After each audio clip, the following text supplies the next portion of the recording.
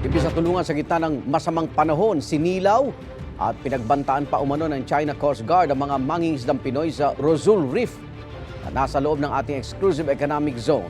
Pati ang mga taga-Philippine Coast Guard na sumaklolo sa mga mangingisda. Binuntutan din ng mga barko ng China. Unang balita si JP Soriano.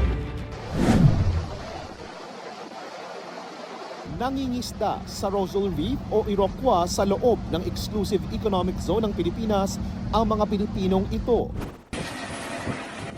Nang bigla silang lapitan ng helicopter ng China. Nag-hover siya ng mababang lipad lamang at 15 feet at ginagawa niya ito sa mga mangingisdang Pilipino. We're thinking that they're doing this as a form of harassment para itaboy ang ating mga mangingisdang Pilipino. Dahil naipadala ang video sa Coast Guard, agad silang sumaklolo sa mga mangingisdang inabutan na rin pala ng ulan at paglakas ng alon. Kabilang kami sa mga media personnel na sumama sa kanila sakay ng BRP Cape Engaño nitong Sabado, kasunod ang BRP Melchora Aquino, isa sa pinakamalaking Philippine Coast Guard vessel. Pero di pa man nakalalayo sa Palawan, ay sinundan na kami ng Chinese Coast Guard vessel na ito pasado alas 5 ng hapon. Pagdating namin sa bandang Escoda Shoal, huminto alas 8 ng gabi ang aming sinasakyan. Sa gitna ng dilim, ilaw lang ang kayang i-record ng video. Pero kitang-kita naming dumaan sa aming harapan ang barko ng China Coast Guard. Narinig din namin ang ilang beses na radio challenge ng China para palayuin ang Philippine Coast Guard sa umano'y teritoryo nila. Pasado alas 10 ng gabi, muling napahinto ang sinasakyan naming barko dahil din sa pagdaan ng China Coast Guard. This is very dangerous.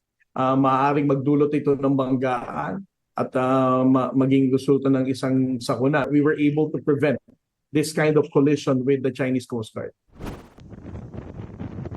Pagputok ng liwanag, namataan namin ang ilan pang Chinese vessels. Natanaw na rin namin ang mga Pilipinong mangingisdang 2 linggo nang nasa Rosul Reef. Mag-aalas 8 po ng umaga, December 1 at matapos nga po ang magdamag na pagbuntot at ilang beses na pagpigil ng China Coast Guard sa Philippine Coast Guard vessel na ito, ay narating na rin po ng PCG vessel ang bahaging ito ng Iroquois o Rosul Reef. Nakabantay pa rin ang China Coast Guard habang isinasakay sa mga inflatable boat ng PCG ang mga kababayan nating mangingisda. Sa isang punto, ibinaba pa nila ang kanilang maliit na speedboat pero di naman lumapit sa amin.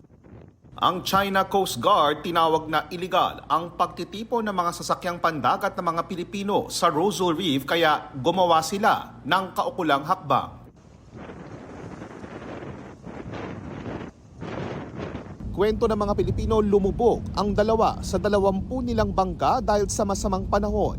Pero hindi sila sinaklolohan ng mga Chino. It is also very disappointing, no? The mere fact na nakapagpalipad sila ng aircraft dito ay namomonitor naman nila mga mangingisdang Pilipino. Hindi sila nag-offer ng kahit na anumang assistance. Sa halip na tulong ay sinilaw pa umano ang mga Pinoy. Masakit po sa mata, yung kulay green nila ng laser, inagit-git po nila, yung hindi ka talaga ganunin ka talaga ng blocking nila, i-block ka talaga nila.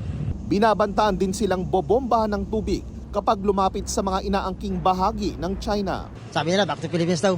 At sa kabila ng mga natapos ng pag-uusap sa pagitan ng China at Pilipinas gaya ng Bilateral Consultation Mechanism o BCM, lumalabas na patuloy pa rin ang China Coast Guard sa pagpigil, pagbuntot sa mga sasakyang pandagat ng Pilipinas dito sa West Philippine Sea, bagay na iligal ayon sa 2016 arbitral ruling. Pero sabi ng PCG, patuloy silang maglalayag dito sa West Philippine Sea hanggat ipinag-uutos ito ng ating gobyerno. Mula rito sa Iroquois o Rosul Reef sa West Philippine Sea, ito ang unang balita, JP Soriano para sa GMA Integrated News. Higit naman ang Chinese Foreign Ministry. Sila ang may karapatan sa Rosul Reef at iba pang bahagi ng Spratly Islands na tinatawag nilang Nansha Qingdao. Dekal daw ang ginawa ng China Coast Guard para protektahan ang kanilang soberenya.